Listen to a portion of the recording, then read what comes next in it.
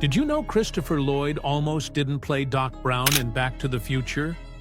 When he first read the script, he hated it and wanted nothing to do with the project. Now, at 86, he's revealing how a last-minute meeting changed everything. From replacing the original Marty McFly weeks into filming, to risky decisions with 1980s special effects, Lloyd shares behind-the-scenes stories that could have ruined the trilogy. Even Doc Brown's famous catchphrase almost didn't make it to screen. Here's how Lloyd went from nearly walking away to creating one of cinema's most iconic roles. Christopher Lloyd was born into a family of privilege and creativity. His father, Samuel, was a successful lawyer, and his maternal grandfather, Lewis Henry Lapham, co-founder of Texaco, added to the family's wealth. Growing up in Westport, Connecticut, Lloyd witnessed the town transform from a farming community into a creative hub for artists from New York City. This unique environment, coupled with his family's passion for theater and the arts, deeply influenced his love for creativity and storytelling. Remarkably, his family lineage traced back to the Mayflower, with ancestor John Howland being one of the signers of the Mayflower Compact. Lloyd's passion for acting emerged at the age of 14, when he began working as an apprentice at theaters in Hyannis, Massachusetts, and Mount Kisco, New York. He dedicated himself to the craft, working 16-hour days on sets, costumes, and stage management for little to no pay. A pivotal moment came when he played the stage manager in Our Town at just 15 years old, earning admiration for his performance and fueling his determination to pursue acting.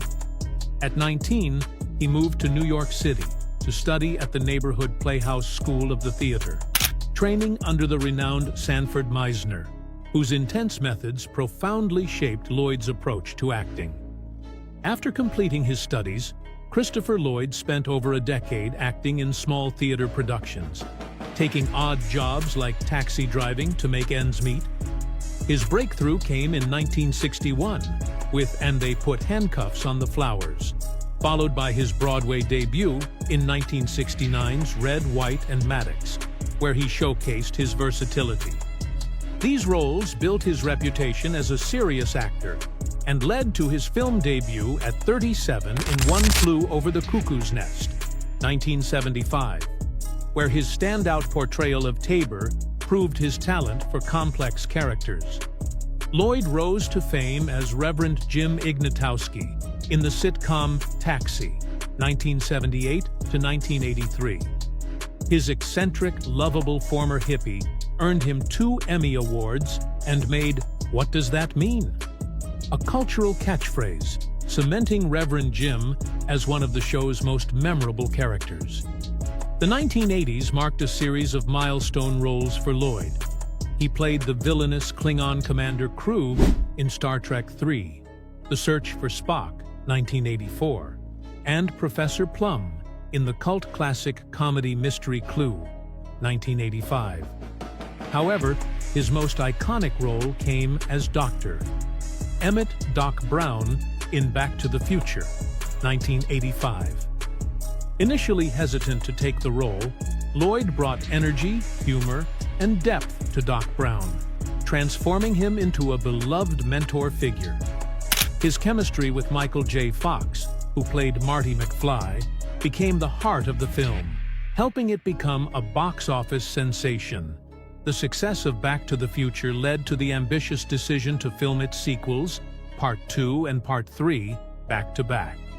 Released in 1989 and 1990, respectively, the films pushed the boundaries of filmmaking technology with groundbreaking effects and storytelling. Lloyd's portrayal of Doc Brown remained consistent and engaging, grounding the complex narratives with his heartfelt performance. The trilogy's massive success cemented Lloyd's place as a Hollywood legend, with Doc Brown becoming one of the most enduring characters in cinematic history. Christopher Lloyd's life and career are fascinating, filled with both professional triumphs and personal challenges. He first gained recognition for his role as Reverend Jim in the TV series Taxi, and later became a household name as Doc Brown in the Back to the Future trilogy.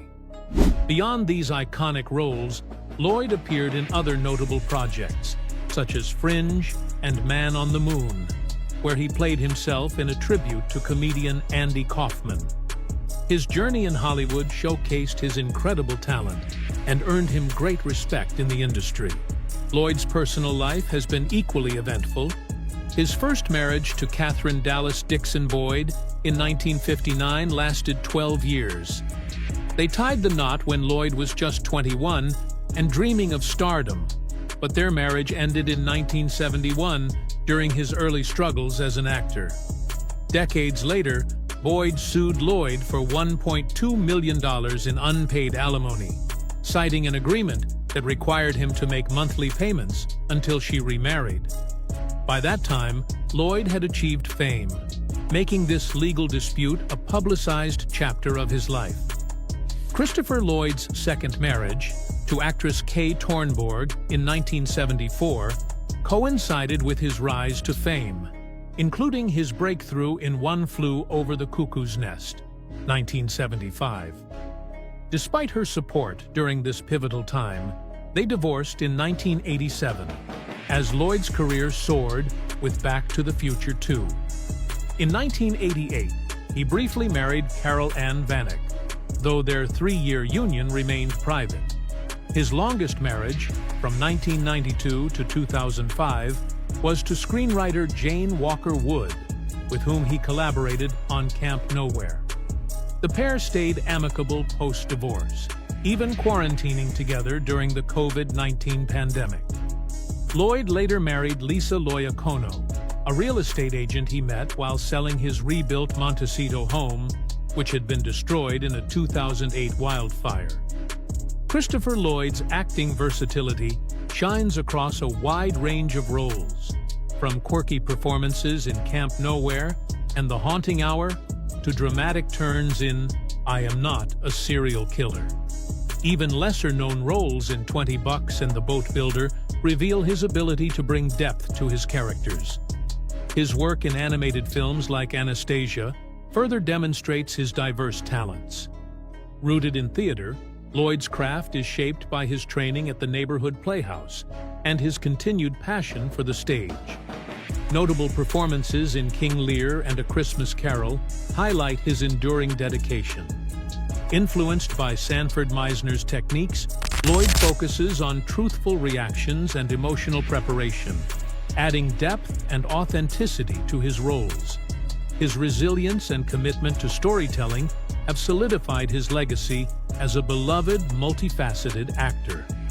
Thanks for watching.